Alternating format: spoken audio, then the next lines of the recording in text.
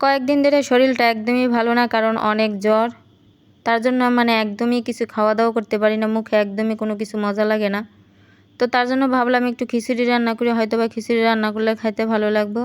তো আসসালামু আলাইকুম, সবাই কেমন আছেন? আশা করি সবাই অনেক ভালো আছেন। তবে আলহামদুলিল্লাহ আমার আগের থেকে জ্বরটা এখন একটু কমছে, এখন একটু আগের থেকে সুস্থ আছি। আর ভাবলাম এখানে একটু খিচুড়ি রান্না করি, কারণ মুখে যেহেতু রুচি নেই, কিছুই খাইতে পারতাছি না। হয়তো বা খিচুড়িটা রান্না করলে খাইতে ভালো লাগবে। তো এখানে যা যা মশলা লাগে আমি সব মশলা কিন্তু আগে দিয়ে দিছি, তারপর একটা আলু কেটে দিয়ে দিলাম, কারণ খিচুড়ির সাথে আলুটা বরাবরই আমার কাছে সবসময় ভালো লাগে। খিচুড়ি রান্না করলে এভাবে সবসময় আমি একটা আলু কেটে দিই।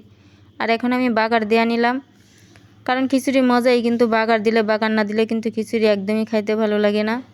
আর খিচুড়িটা দেখতে কিন্তু অনেক ভালো হয়েছে, অনেক সুন্দর হয়েছে, কিন্তু আমার কাছে একদমই ভালো লাগে না খাইতে, কারণ যেহেতু মুখে রুচি নাই, জ্বর গেছে এতদিন, তার জন্য মানে কিছুই খাইতে পারতেছি না, কিছুই মজা লাগতেছে না। আর খিচুড়িটা দেখতে কিন্তু অনেক লোভনীয় হয়েছে, অনেক সুন্দর হয়েছে, কিন্তু সুন্দর হলে কী হবো, আমার কাছে একদমই ভালো লাগে নাই খাইতে, যেহেতু মানে মুখে মজা নাই তার জন্য।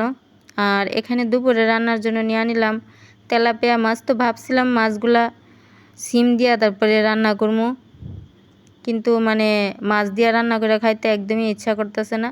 তার জন্য মাছগুলো আমি আলাদা করে একটু ভুনা করে নিলাম। আর ভাবলাম মানে সিমগুলা যে রান্না করবো, এগুলা মাছের শুটকি মিলায় তারপরে রান্না করবো। এভাবে মাছের শুটকি মিলায় রান্না করলে খাইতে কিন্তু অনেক ভালো লাগে। আর অনেক দিন ধরে একদমই কিছু খাইতে পারি না, মুখে একদমই রুচি নাই। আর এভাবে কিন্তু মানে মাছের শুটকি মিলায় তরকারিটা রান্না করলে মানে রুচি না থাকলেও কিন্তু খাইতে পারবেন, মানে এত মজা হয় তরকারিটা।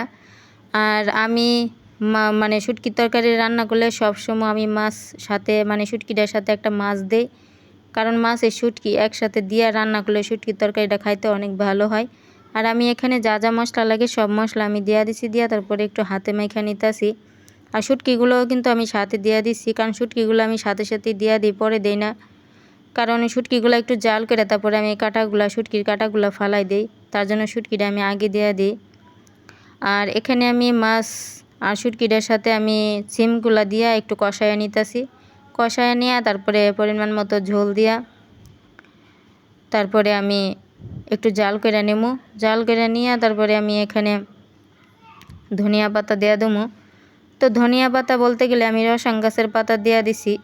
তো এটা ধনিয়া পাতার বদলে কিন্তু এটা দিলে ফ্লেভারটা অনেক ভালো লাগে, আর তরকারিটাও খাইতে অনেক মজা হয়। আর এই যে আমি মাছ দিয়া শুটকি দিয়া মানে সিমের তরকারিটা রান্না করছি, এত ভালো হয়েছে খাইতে। আর যখন সিমের মানে সিজন থাকে তখন কিন্তু আমি প্রায় সময় এটা রান্না করে খাই, এভাবে মাছের শুটকি মিলাইয়া রান্না করি।